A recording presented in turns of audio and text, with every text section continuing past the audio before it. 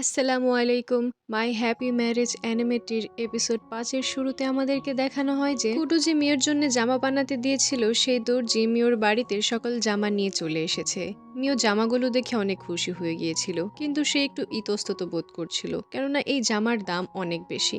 Kudu তখন বলে, বেশি চিন্তা করো না, তুমি এগুলোকে থ্যাংক ইউ গিফট হিসেবে নিজের কাছে রেখে দাও, যার কারণে মিও অনেক হ্যাপি হয়ে যায়। এখান থেকে সিন শিফট হলে আমরা কোজির বাবাকে দেখতে পাই, যে কিনা কায়াকে ম্যানুপুলেট করে মিও আর কুডোর এঙ্গেজমেন্ট ক্যান্সেল করার চিন্তা ভাবনা করছিল। কোজির বাবা এখানে কায়াকে একটি ছবি দেখায়, যেটা দেখে কায়া অনেক জেলাস ফিল করে, কেননা এখানে ছিল মিও আর কুডো, অর্থাৎ সেই ছেলে যাকে দেখে কায়া একটু আগে ক্রাশ খেয়েছিল। এখন নিজের বোনের সাথে এত সুন্দর হ্যান্ডসাম একটা ছেলে, তার উপরে মিও এত খুশি আছে, এটা দেখে কায়ার একদমই সহ্য হচ্ছিল না। এখানে তখন কায়া কোচির বাবাকে বলে, আপনি একদমই টেনশন করবেন না, আমি আমার বাবাকে বলে তাদের এই এঙ্গেজমেন্ট ক্যান্সেল করিয়ে দেব। আমার বাবা আমার কথা কখনোই ফেলতে পারবে না। কোজির বাবা তখন মনে মনে বলে, এই মেয়েটা কত বোকা, আমি যে ওকে ব্যবহার করছি এটা সে বুঝতেই পারছে না। এর পরের সিনে আমরা মিওকে দেখতে পাই, যে কিনা কিচেনে খাবার বানাচ্ছিল, কেননা গোডো আজকে তাদের বাসায় খেতে আসবে। অপরদিকে আমরা গোডো আর কুডোকে দেখতে পাই, যারা কিনা বাড়ির দিকে আসছিল। এখানে গোডো বলে, আমার তো বিশ্বাসই হচ্ছে না, মিস মিও আমাকে খাবার জন্য ইনভাইট করেছে। মিস মিও কত সুন্দর এবং কত ভালো মনের মানুষ। এখানে গোডো বারবার শুধু মিওর কথাই বলে যাচ্ছিল, যার কারণে কুডো অনেক জেলাস ফিল করে। সে তাকে বলে, তুমি কি তোমার মুখটা একটু বন্ধ রাখবে?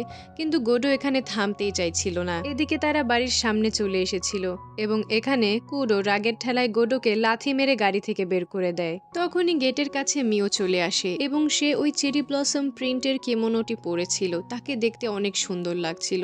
কুডো তো তাকে দেখতেই থাকে। সে তার কাছে গিয়ে তাকে বলে, তোমাকে আজকে অনেক সুন্দর লাগছে। এখানে গাছের ডালে আমরা আরেকটি স্পাইস শিকিগামি দেখতে পাই, আর এই শিকিগামি দিয়ে তাদের উপরে কায়া নজর রাখছিল। মিওকে কুডোর সাথে এত হ্যাপি দেখে কায়ার মোটেও সহ্য হচ্ছিল না। সিন এখান থেকে শিফট হলে আমরা দেখতে পাই কুডো এবং গোডো মিলে খাবার খাচ্ছিল। এখানে গোডোর মিওর হাতের খাবার অনেক ভালো লাগে। মিওর এত ভালো হসপিটালিটি দেখে গোডো মিওর হাত ধরে তাকে বলে, মিস মিও আপনি কত সুইট, আপনি মিস্টার কুডোকে কেন বিয়ে করছেন, বদলে আমাকে বিয়ে করে নিন। এটা শুনে রাগান্বিত গলায় কুডো বলে, তুমি কি পাগল হয়ে গেছো? কুডো বলে, আরে আমি তো মজা করছিলাম। তখনই মিও বলে, আমাকে মাফ করবেন মিস্টার গোডো, কিন্তু আমি এটা করতে পারবো না, আমি মিস্টার কুডোর সাথে অনেক হ্যাপি আছি। মিস্টার গোডো বলে, আরে আপনি তো মজাও বোঝেন না। খাবার শেষে গোডো গাড়িতে করে সেখান থেকে চলে গেলে কুডো মিওকে জিজ্ঞেস করে, কেমন ছিল আজকের সন্ধ্যা, তুমি যেমনটা ভেবেছিলে তেমনটা কি হয়েছে? মিও বলে, হ্যাঁ, আপনাকে অনেক ধন্যবাদ। পরের সিনে আমরা কায়াকে দেখতে পাই, যে কিনা তার বাবার সাথে কথা বলছিল। কায়া এখানে তার বাবাকে বলে, আপনি জানেন যে মিওর থেকে আমি অনেক বেশি যোগ্য, তারপরেও কেন কুডো পরিবারের সাথে আপনি মিওর এঙ্গেজমেন্ট ফিক্স করলেন? আসলে কায়া চাচ্ছিল যে মিওর সাথে কুডোর এঙ্গেজমেন্টটি ক্যান্সেল করে তার সাথে যেন কুডোর এঙ্গেজমেন্ট করানো হয়, কিন্তু তার বাবা এতে সাফ সাফ মানা করে দেয়, যার কারণে রেগে সে তার রুমে চলে যায়। রুমে গিয়ে কায়া যখন কোজিকে দেখতে পায়, তখন সে কোজিকে ম্যানুপুলেট করার চেষ্টা করে। সে কোজিকে বলে, তুমি তো মিওকে পছন্দ করতে, তাই না? তুমি কি চাইবে না যে মিওর বিয়ে তোমার সাথে হোক? এরপরে সিন চেঞ্জ হয়, আমরা মিওকে দেখতে পাই, যে কিনা বসে বসে ঘুমিয়ে পড়েছিল। তখন সে স্বপ্নে কিছু ক্রিপি ক্রিয়েচার্স দেখতে পায়, যার কারণে সে স্বপ্নে ভয় পেয়ে চেল্লাতে থাকে। এটা আবার কুডো শুনে নাই। কুডো তখন দ্রুত মিওর রুমে গিয়ে মিওকে যখনই ঘুম থেকে ওঠানোর চেষ্টা করে, তখন সে কিছু সুপার ন্যাচারাল পাওয়ার অনুভব করে। সে মিওকে বলে, তুমি কি ঠিক আছো?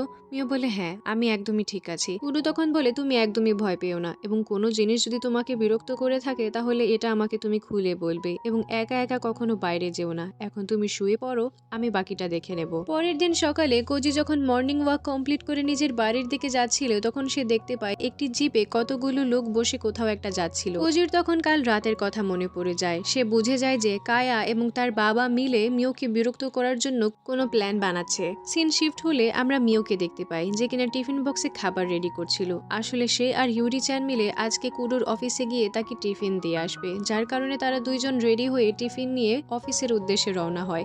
এখানে আমরা দেখতে পাই কুডো মিওকে যে সুরক্ষা কবচটি দিয়েছিল, এটা সে বাসায় ভুলে রেখে গিয়েছিল। এরপরে কোজিকে দেখানো হয়। কোজি যখন ঘরের ভেতরে প্রবেশ করে, তখন সে তার বাবার সাথে কায়াকে দেখতে পায়।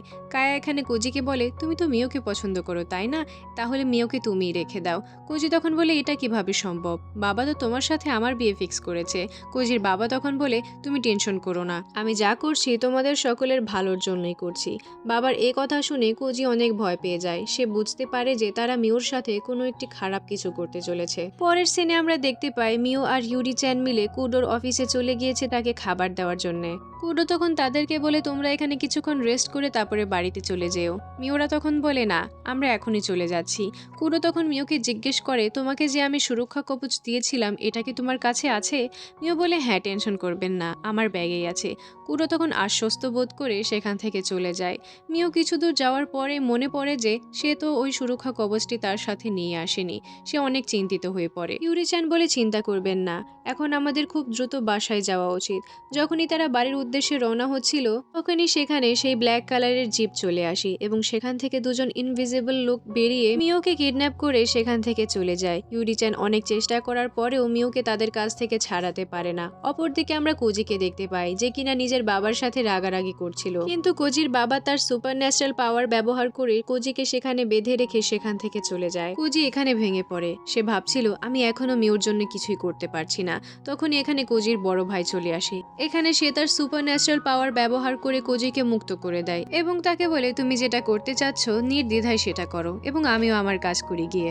অপরদিকে আমরা দেখতে পাই ইউরি চ্যান কুডোর অফিসে চলে এসেছে। সে এখানে মিস্টার কুডোকে সবকিছু জানিয়ে দেয় যে কিভাবে মিওকে কয়েকজন ইনভিজিবল লোক কিডন্যাপ করে নিয়ে গিয়েছে। কুডো তখন বলে এটা কিভাবে সম্ভব, মিওর কাছে তো সুরক্ষা কবচ ছিল। ইউরি চ্যান তখন জানায় মিও ভুল করে অন্য ব্যাগ নিয়ে চলে এসেছিল।